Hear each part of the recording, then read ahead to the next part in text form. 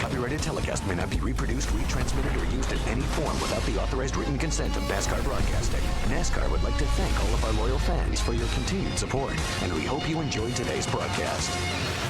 Still side by side for the lead. Timothy Peters on the bottom of the racetrack. Joey Coulter falling back just a bit as they go through 3 and 4. Oh, and sideways goes the 11 of Bodine. Bodine around, coming out of turn 4.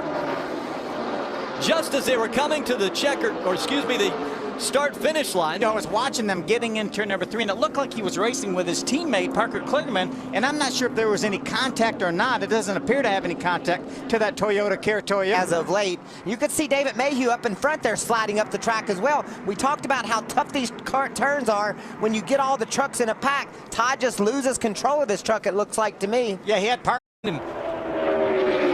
Cautions on the Speedway. Once again, the caution comes out. This time the 65 goes around into the grass. That's Chris Lafferty.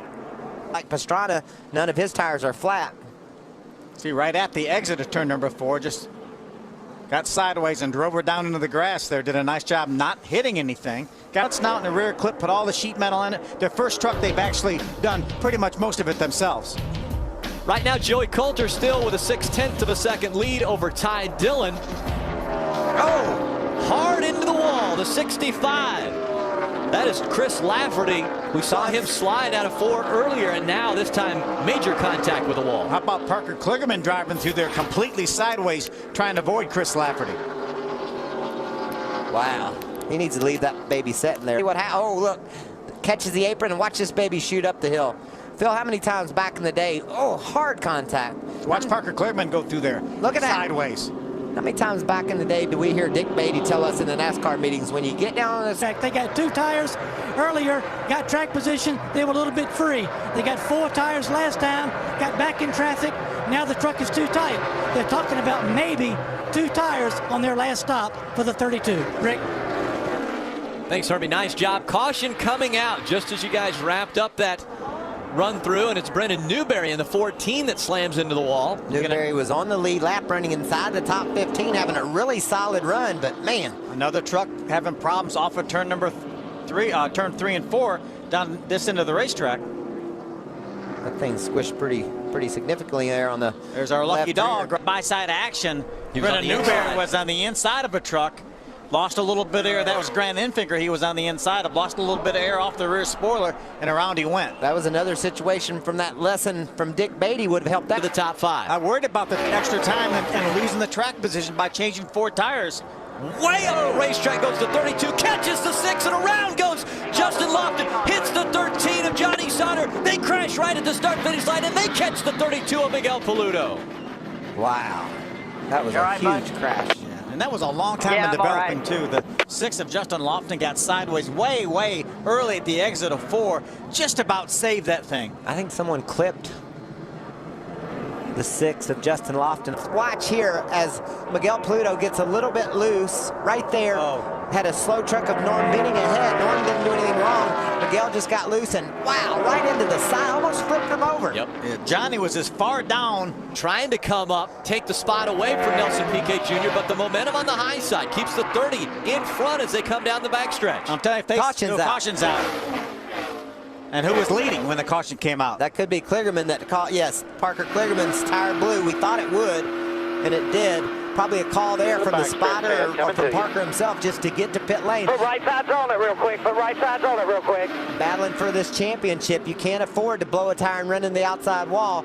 The damage was done, needed to come to pit road and fix it. Didn't do so, and I think they're going to have more problems just putting on right side tires, Phil. Yeah. Now, we saw in the back of our screen the first time that 7 got into the wall. And then that was the damage after the right front went away. That would put Joey Coulter in a great position to drive around him and maybe make a run on the leader, Matt Crafton. So a lot of guys are hoping for a caution, so they'll have one more shot at him. But our front 2 want to settle it on their own. Remember, that's where Coulter restarted. He restarted 3rd and actually had the lead at the start-finish line. Now he's back to 3rd. Trying to hold on to that 3rd spot. Undergone running in the 4th position. Todd Bodine back there in 5th, but we're seeing James Busher lurking back there in the 6th spot, trying to break back into the top 5. Yeah, Ty Dillon now is stalled out about the 10th spot.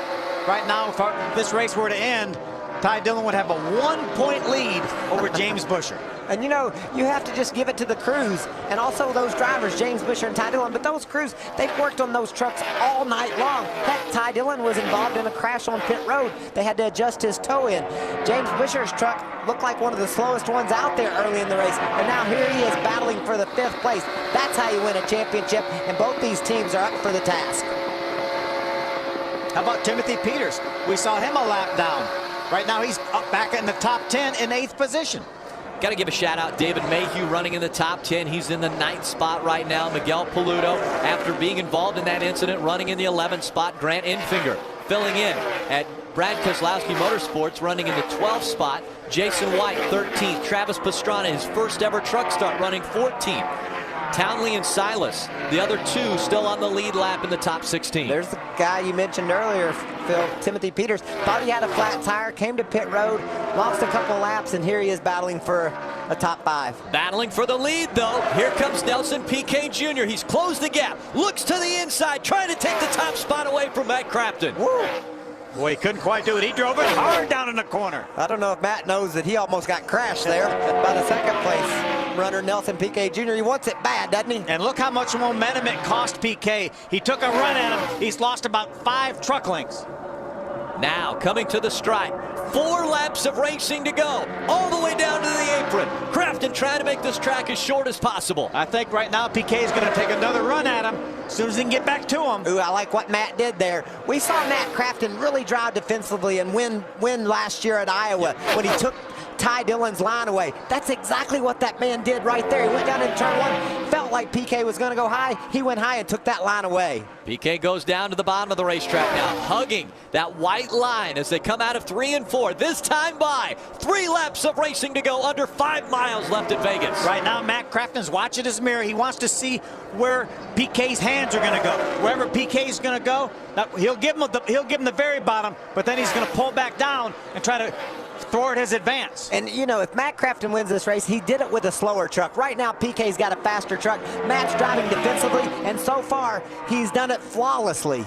Last time Piquet Jr. went to victory lane earlier this year, Michigan. It was his first Camping World Truck Series race. And he coasted home on a fuel mileage race there. If he's able to snag this one away from Crafton late in the going, that's how you want to win a truck race. Can he get back to victory lane in the Camping World Truck Series? Now looking to the inside, under 2 laps of racing to go. Does he have enough for one final effort to get by Matt Crafton? Oh, this is a great battle. Those trucks racing each other has allowed the trucks of Coulter, Gahn, and Todd Bodine to close in some, but they can't get there unless these two get together, and I wouldn't bet against that either. White flag goes in the air.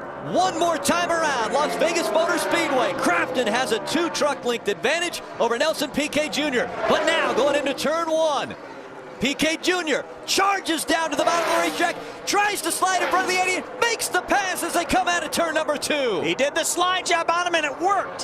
What a move.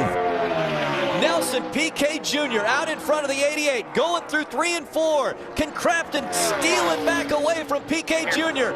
It's not going to happen. Coming to the stripe, Nelson Piquet Jr. wins his 2nd Truck Series win. Holy cow. Yeah. That was a win. Yes.